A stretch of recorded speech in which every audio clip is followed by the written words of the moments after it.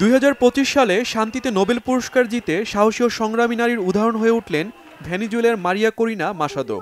এবারও অধরাই রয়ে গেল মার্কিন প্রেসিডেন্ট ডোনাল্ড ট্রাম্পের নোবেল জয়ের স্বপ্ন। বৃহস্পতিবারও 8টি যুদ্ধ থামানোর জন্য নোবেলের দাবি করেছিলেন ট্রাম্প। ভেনেজুয়েলার গণতান্ত্রিক আন্দোলনের নেতা মারিয়া করিনা মাসাদো, আর সেই গণতান্ত্রিক অধিকার প্রতিষ্ঠায় ভেনেজুয়েলার জনগণের জন্য কাজ করে নোবেল জয় করলেন। শুক্রবার বাংলাদেশ সময় বেলা 3টার দিকে নরওয়ের নোবেল কমিটি শান্তিতে নোবেল জয়ী হিসেবে তার নাম ঘোষণা করে। So warmest congratulations to you, Maria.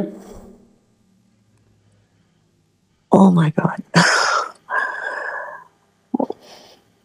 Oh my God. Well,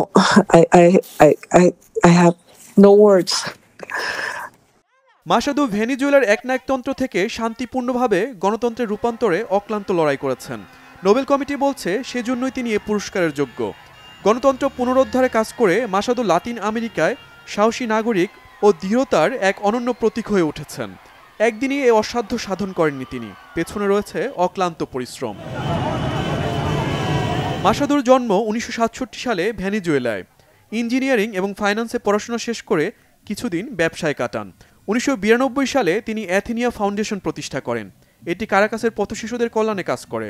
2010 সালে তিনি জাতীয় পরিষদে নির্বাচিত হন, গড়েন সর্বাধিক ভোটে জয়ী হওয়ার রেকর্ড। 2014 সালে স্বৈরশাসকরা তাকে পদচ্যুত করেন, তারপরে তাকে দমানো যায়নি। মাসাদো বিরোধী দল ভেন্টে ভেনেজুয়েলা নেতৃত্ব দেন। 2017 সালে প্রতিষ্ঠা করেন সই ভেনেজুয়েলা জোট, যা দেশের রাজনৈতিক বিভাজন অতিক্রম করে সব গণতন্ত্রপন্থী শক্তিকে একত্রিত করে। 2023 সালে তিনি 2024 সালের প্রেসিডেন্ট নির্বাচনে প্রার্থী হওয়ার ঘোষণা দেন।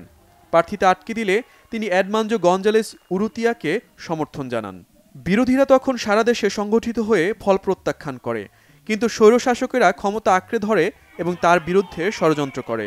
ভেনেজুয়েলায় গণতন্ত্রকে এগিয়ে নেওয়ার জন্য লড়াই চালিয়ে যাচ্ছেন মাসাদো, আর এরই স্বীকৃতি মিলল বিশ্বের সবচেয়ে মর্যাদাপূর্ণ নোবেল পুরস্কার প্রাপ্তির মাধ্যমে। Shahid Arafat, Bangla vision news desk.